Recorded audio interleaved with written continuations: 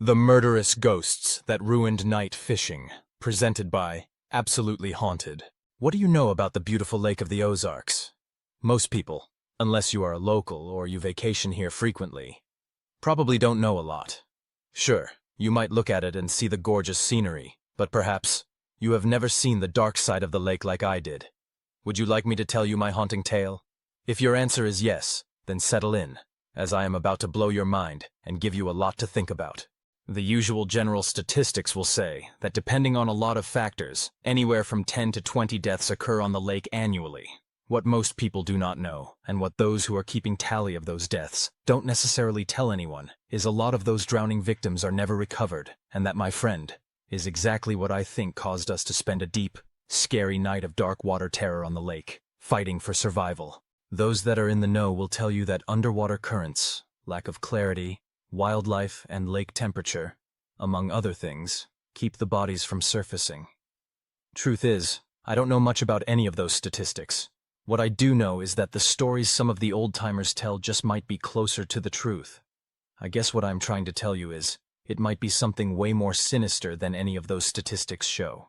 My personal story started last year. Several members of my family, myself included, had an encounter at night on the lake that none of us to this day can explain. I can tell you without a doubt that it has pretty much made each of us lose our passion for night fishing, and some of us for fishing in general. Considering we are from a outdoorsy family, that might be a hint at how bad our encounter was. For years it has been our custom to gather deep in the fall at my grandparents' lake house. We hang out all weekend, enjoy each other's company. We share information about what is happening with each other's families. We have a few laughs, talk a little smack, and generally strengthen our bonds to each other. Grandpa has pretty much been calling us home to the lake house annually since most of the grandkids have reached adulthood and are spread out all over the country. But most importantly, we night fish every night while on these trips, and Grandpa is always right out there with us. This was the best turnout we have had so far. More of the uncles, cousins, and their families were able to get away, so we had more people participating than ever before. Grandpa's private dock was congested while we loaded up the 27-foot tri-tune pontoon, the craft that would be transporting us all on our adventure tonight. Usually we would have taken smaller boats, but my grandpa wanted us all on the same craft, if that was at all possible. He mentioned that he did not really know why he felt that way, but that feeling was how we all ended up on one craft. Everyone was dressed warmly in multiple layers and rain suits to keep our clothes dry through the chilly night. Everyone was excited. Many thermoses of hot coffee and rich cocoa were lined up on the dock, waiting to be loaded onto the boat. Grandma and the other women had outdone themselves, and none of us would starve. If the truth is to be known, a few coolers full of beer was carefully smuggled past my grandma, and was now also on board. I personally was pretty stoked and ready to get underway. It was going to be a great night, or so I thought. We had plans to stay out on the lake until dawn. We had pretty much made that our custom over the past few years, and it had become the norm to do the night trips like this. Everything started off pretty routine. I wish it had stayed that way, because after what happened, I'm pretty much left with an aversion to this particular body of water. It's something I worry about, that this fear may never leave me. Grandpa started the engine and took us out. Officially, the trip had begun. Night trips are pretty different than those made during the day. The lake rules are a little different to some extent. First of all, you have to adhere to a strict 30 mile per hour or less speed. Your craft needs to be in good working order, with lights. You need a set of red port side lights and a set of green lights for the starboard side, in addition to heavy white lights on the craft. We were also equipped with a huge round spotlight that was pretty powerful. We were searching that night for some largemouth bass, but would have also been happy to get some bluegill, crappie, or maybe a catfish or two. We had bait for most things the lake had to offer, as we carried spinners, stick baits, magnum-sized plastic worms, and jigs. Over the course of the night, I might try any one of these. The possibilities were endless and everyone was talking smack in a playful way. Somewhere around 3 a.m. is where things went wrong. Up until then, we were having a great time quietly talking between our own little groups. Most of us were kind of huddled down together because of the cold. The beer had been discarded hours ago in favor of the many huge thermoses of deep, warm liquids that were responsible for keeping our internal organs from freezing. Everyone pretty much had a cup of something hot. I think it was my Uncle Danny who brought up the smell first. He was sitting on the starboard side of the tri-tune when he took a couple of big sniffs and started to gag. "What is that?" he said. He wrinkled his nose. "That is awful." I took a big breath through my nose and gagged myself. The distinct smell of decomposition was so horrendous that everyone started complaining of the stench. It had suddenly engulfed the entire boat in the smell of rot. There was not a man on board who was not gagging or hanging over the edge vomiting up the snacks they had eaten earlier. My grandfather, with his bandana held firmly over his mouth and nose, his eyes watering, turned on the giant spotlight and began to search the dark, endless waves surrounding us. My cousin Alex said, "Maybe it's a deer or some other form of deceased wildlife?" "Could be," replied Uncle Mark, his voice muffled behind the hand he was holding over his mouth. All eyes were scanning the black water, but none of us saw anything at all. Grandpa called out, "Whatever that was, the current must have pulled it away from us." We were all silently grateful for that odor to be gone. Within moments we had all returned to our lines, momentarily letting the gut-wrenching smell slide from our minds. My cousin Tristan excitedly jumped to his feet. "I think I got something. I can feel the vibration." Tristan began the arduous task of trying to pull in his catch. Whatever he had, it was not going to be caught easily, and the fight was on. Tristan is pretty muscular, yet it was giving him almost more than he could handle. Still, even in the struggle of reeling it in or trying to, he was also managing to brag about how huge his catch must be. "Don't feel bad, boys," he boasted. "It's not your fault that none of you have my unique technique." He laughed. "I'm gonna put you all to shame when you get a look at this monstrosity." To his credit, he was coercing, finessing, and doing everything in his power to bring it in. He gave us all quite a show, and we all laughed along with him, throwing a few barbs his way. Tristan was having such a time reeling his catch in that soon a few of us found ourselves leaning excitedly over the edge to see what would surface. What did surface just about scared us all to death. In shock, we all realized Tristan had snagged a floater. The wretched stench rose again, assaulting my senses, making me dry heave. When the corpse had fully surfaced, it was so far gone you could not tell if in life it had been a female or a male. It was enormously bloated, the skin a sickly greenish blue that was peeling in places. It was missing bits from the lake's fish having made a meal. The algae-covered skin glowed in the spotlight, which gave everyone a much better look than I am sure they wanted. It sent some running to throw up over the edge of the tritune on the opposite side. My Uncle Parker hurried over and looked down. Parker is a fireman in Chicago who is used to seeing terrible things. "Wow, that is sad," he said, as he began to give my grandpa instructions about contacting the authorities and what information to radio in. I looked back over the edge and saw the severely bloated corpse, the face swollen, lips unfortunately partially gone, as something had clearly been chewing on them.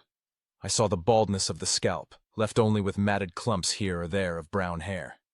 Before my grandpa could radio anyone, something unbelievable happened. Uncle Parker grabbed a rope and hook from a storage cupboard and was reaching out to try and hook the body, or its sodden wet clothes. That is when I saw it. That thing suddenly opened its eyes, which quickly fixated on Uncle Parker. He saw it too and was attempting to right himself, as he had hung out just a little too much in trying to snag it. Its eyes clearly showed intelligence, while what was left of the mouth gave an evil-looking grin. I'm not kidding. Its rotten, waterlogged hand broke the surface of the lake without warning and grabbed hold of my Uncle Parker. Then with a jerk tried to pull him down into the swirling water. His son Nate and I both lunged forward, grabbing onto my uncle's belt. Our grip on the belt is all that kept that thing from pulling him overboard. We both gave a mighty jerk at the same time, and between us we managed to keep him with us on the boat. Although successful, we did end up in a heap in the middle of the deck, struggling to unentangle ourselves. Uncle Parker's face was wild as he exclaimed, "That's not possible, it tried to pull me in." "It is possible," I said with fear in my voice, "'cause we all saw it happen." Uncle Parker caught his breath as he told us, "Thank you for helping me. I thought it had me." Nate and I could only shake our heads that it was okay. We managed to get free of one another. We jumped up from the deck and rushed over to look back over the side at the illuminated pool of water that was being lit up by the massive searchlight. Nothing. Tristan broke the silence. "You won't see it. It broke my line before it dove under. It's gone." I felt my heart banging away with fear inside my chest. Nate looked as bad as I felt. Suddenly the lights went out and we were plunged into black velvet darkness. I felt my fear level escalate. On a scale of 1 to 10, I was at 100. In the dark, I could hear other family members asking each other if they had seen what had happened to Parker, and most agreed they had. The older men had joined Grandpa, trying to figure out why the lights had failed and were attempting to get them working again. I was pretty sure there was nothing wrong with the tritoon. I was sure it was all the white circles, the ones surrounding the craft now. I looked at them, noticing they had a strange luminescence in the moonlight. They were glowing just below the surface of the lake, surrounding us. Some of the family was in shock, disbelieving their eyes. Not me. I knew what I was seeing right now was real. I just hadn't pointed out what I was now seeing in the water to anybody else yet. We were slowly being surrounded. I am pretty sure those glowing white things in the water were hundreds of drowned victims.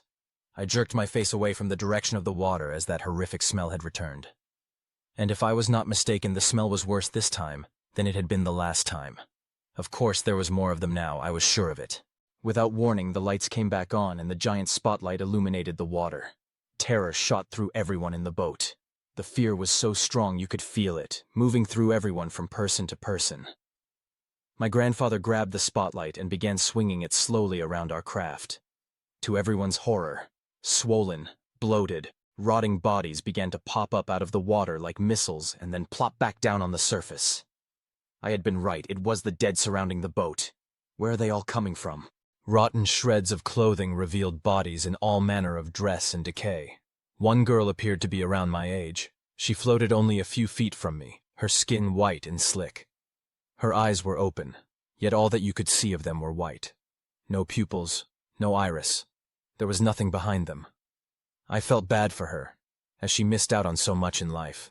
I was thinking this, when the white eyes blinked and the blackened lips parted in a smile. She flicked her black tongue toward me, like a snake as she stared completely serious at me with those cold, dead, lifeless eyes for several minutes.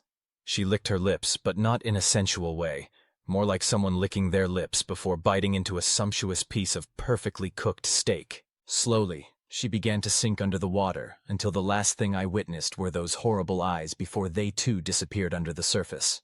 I wanted to run screaming, but there was no place to go. We were trapped. Panic was setting in on the pontoon. Everywhere my grandfather turned, the light revealed some other gross nightmare. They just kept coming too, over and over in the form of yet another body. Some missing body parts, dead eyes, and stinking rot. But somehow they were all still animated. And I think we all knew that they meant us harm. Not just for one of us, but all of us. Suddenly, we began to hear scratching and knocking on the pontoon floats under the deck. To our paralyzing horror, we realized that the tritoon was starting to spin in the water. "How is this happening?"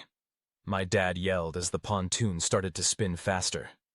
People were being knocked off their feet. A few were hanging onto the rails as the boat had swung so hard once that they had almost fallen overboard. The rest of us crawled over to help them back on board. We all piled onto the floor and held onto each other, and to anything that would keep us on board, and not in the water with the dead, who were starting to screech in their attempt to spin us faster. My grandpa at this point fired up the engine, yelling out for everyone to hold on. He accelerated to the craft's maximum 50 miles per hour, and we were off and away from those dead that had been surrounding us. It was only 50, but it still put distance between us and the floating ghosts. As we pulled away, they began to scream in a cacophony of sound that was painful to the ears. I shoved my hands over my own ears as I was afraid that my eardrums would burst. The excessive speed had gotten the attention of the Coast Guard, and they intercepted and boarded us. None of us said a word about what we had just experienced, as somehow I think we all knew that no one would really believe us. I was just relieved it was over. They gave my grandpa a citation for reckless operation of a watercraft. He remarked later that he would gladly take their citation, as their presence seemed to deter our floating friends from coming back. The first rays of morning sunlight found us back at the lake house, once again tying off to the dock. I might mention the relief I could see on the faces around me. It told me everyone was so happy we were alive. We had survived the night, and everyone was thankful we all made it back safe. Something tells me if anything had went sideways, we would have all been missing, and the pontoon would be resting at the bottom of the lake. We were cold, scared, and beat, and every one of us headed quickly to our assigned beds. I was grateful for the warmth of my blankets, which somehow not only warmed my body, but also calmed my soul with their comfort. We were in shock as an entire group later that evening. We woke up to the news that a search was ongoing. Seems a boat with 3 men who were also out night fishing disappeared. The Coast Guard were trying to figure out what could have happened, as the waters were calm last night. Bad weather could not be to blame, but they still have not found their craft or any of the men that was on it. The only things they know for sure is that the fishermen never returned to the shore, so an accident must have taken place. We were shocked to realize the men's location was only a mile from where we had seen the ghosts of the floaters. I think we all agree that we know what happened to those men. If you ever plan on night fishing the lake of the Ozarks, leave immediately if a rotten smell invades your nose. If you don't, you too may end up as a new addition to a floating horror show.